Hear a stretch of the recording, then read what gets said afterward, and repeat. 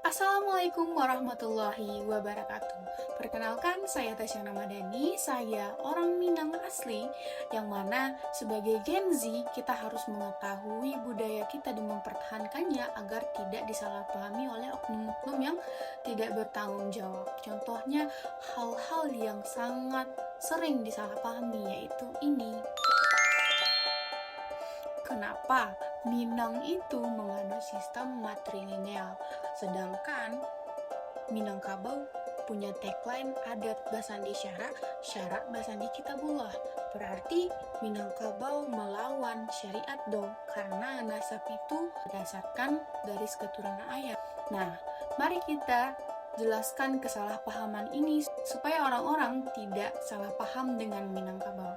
Yang pertama, kenapa Minangkabau menganut sistem matrilineal? Jadi, FYI teman-teman, bahwa Minangkabau sebelum Islam masuk, mereka sudah menganut sistem matrilineal. Ada yang mengatakan bahwa Islam masuk pada abad ke-10 atau abad 12. Jadi, sebelum Islam masuk pada abad itu, Minangkabau sudah menganut sistem matrilineal. Dan Minangkabau menganut sistem ini bukan menentang Islam, akan tetapi Minangkabau bersuku ke ibu, bernasab tetap ke ayah. Tidak ada sama sekali pertentangan dengan Islam. Selanjutnya, kenapa di Minangkabau itu garis keturunannya atau sistem kekerabatannya menggunakan sistem kekerabatan menurut garis keturunan ibu? Alasan pertama, alasan cinta kasih. Kenapa saya mengatakan hal tersebut? Karena orang Minangkabau sangat memuliakan posisi ibu, bahkan ada yang namanya Bundo Kanduang. Jadi, Minangkabau memuliakan seorang ibu, seorang wanita. Yang pertama, karena alasan cinta kasih. Karena ibu itu adalah orang yang paling dekat dengan anak-anaknya, karena dia yang intens dengan anak-anaknya. Kalau istilah Gen Z yaitu 24/7 dengan anaknya dibanding dengan ayah, karena ayah mempunyai tugas dan tanggung jawab untuk mencari nafkah. Selanjutnya, alasan yang kedua, saya akan menganalogikan, ini alasan matematika, dan saya akan menganalogikan seperti ibu mempunyai sepetak sawah dan ayah mempunyai bibitnya. Jadi, ketika ibu mempunyai sepetak sawah, mereka akan menanam padi, ayah mempunyai bibit. Yang mengelola siapa? Yang mengelola tentunya ibu.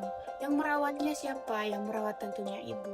Walaupun nanti ayah akan memberikan pupuk, tapi secara logika, walaupun tidak diberikan pupuk oleh ayah, ibu juga bisa mencari sendiri, itu ibaratnya. Jadi, kita analogikan seperti matematika tersebut karena bisa kita bandingkan, ibu mempunyai sepetak sawah, ibu merawat, ibu mengelolanya, sedangkan ayah hanya bertugas yang satu. Ayah hanya mempunyai bibit dan memberi pupuk. 2. Sedangkan ibu ada punya 6 tugas. 6 dibanding dengan 2.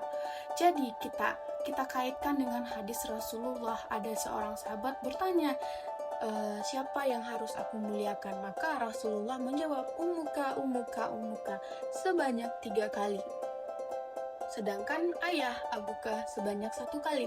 Maka kita kaitkan hal itu 6/3 dengan 3/1 dengan hadis Rasulullah SAW. Maka itu sangat logis ya, karena posisi ibu yang harus dimuliakan. Minangkabau memakai itu, menarik itu, maka tidak ada hal-hal yang bertentangan dengan Islam di Minangkabau.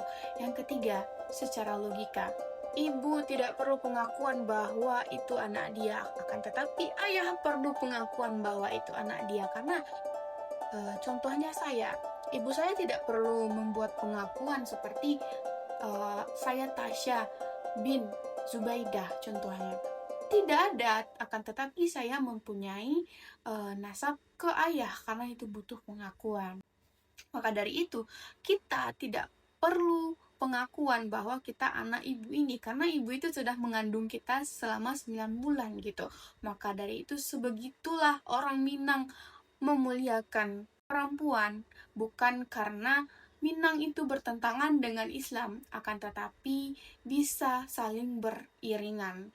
Dan Islam merupakan rahmatul lil alamin dan Minangkabau menganut sistem yang sangat beragam, yang sangat menarik. Contohnya seperti tadi, menganut sistem matrilineal dan sama sekali tidak bertentangan dengan Islam.